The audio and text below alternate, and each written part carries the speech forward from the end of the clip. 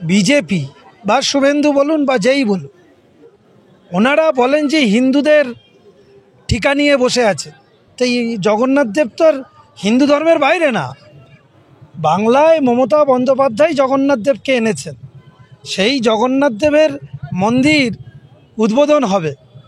বহু মানুষ বাংলার বিভিন্ন প্রান্ত থেকে, শুধু না দেশের বিভিন্ন কর্নার থেকে এই মন্দির দেখার জন্য মানুষ আসছে। তারা যাতে ওখানে ভিড় করতে না পারে, তারা যাতে শ্রদ্ধা জ্ঞাপন না করতে পারে, এটাকে নষ্ট করার উদ্দেশ্যে তারা আজকে রেলের তুলে নিলেন, ক্যান্সেল করে দিচ্ছে। অথচ যখন রাম মন্দির উদ্বোধন হলো তখন তারা 100টি বিশেষ ট্রেন দিয়েছিলেন ভারতবর্ষের বিভিন্ন জায়গা থেকে। এটা কিন্তু একটা ধর্মের ওপরে আঘাত। প্রভু জগন্নাথ দেব এরা আসলে তো জানে না, ধর্ম নিয়ে বেশি চর্চাও করে না। ভারতবর্ষের শ্রীক্ষেত্র আছে, সেই শ্রীক্ষেত্র, শ্রীকৃষ্ণের শ্রীক্ষেত্র হচ্ছে 4টে ধাম আছে। পুরীর জগন্নাথ ধাম হচ্ছে তার মধ্যে অন্যতম। যেমন রামেশ্বরমে রামের আমরা ধাম আছে সেখানে, যেমন বদ্রীনাথে ধাম আছে নারায়ণের, ঠিক তেমনি এখানেও আমরা বাংলাতে সমুদ্র সৈকতের ধারে প্রভু জগন্নাথ দেবের মন্দির মমতা বন্দ্যোপাধ্যায় করতে যাচ্ছেন এবং সেটা উদ্বোধনও হয়ে যাচ্ছে। এটাই হচ্ছে ওদের সমস্যা।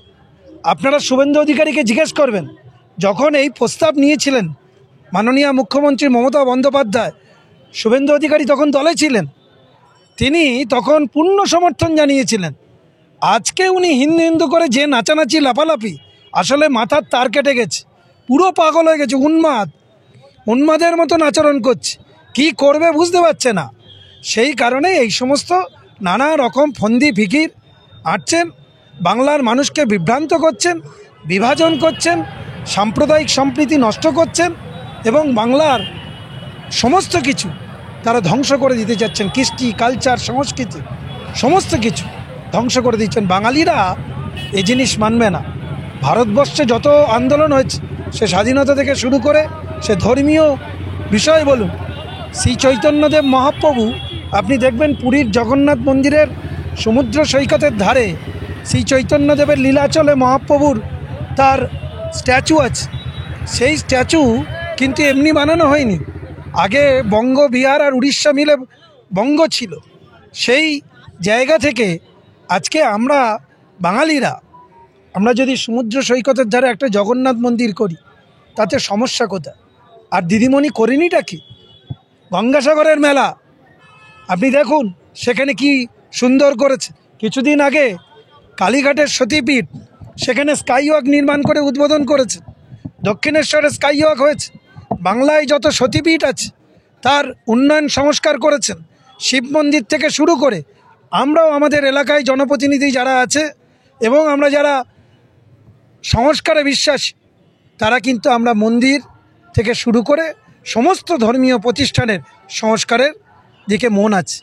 কিন্তু আমরা তৃণমূল কংগ্রেস কর্মীরা আমরা কিন্তু এটা বিশ্বাস করি না যে ধর্মটাকে রাজনীতিতে ব্যবহার করতে হবে, তাই আমরা ব্যবহার করি না।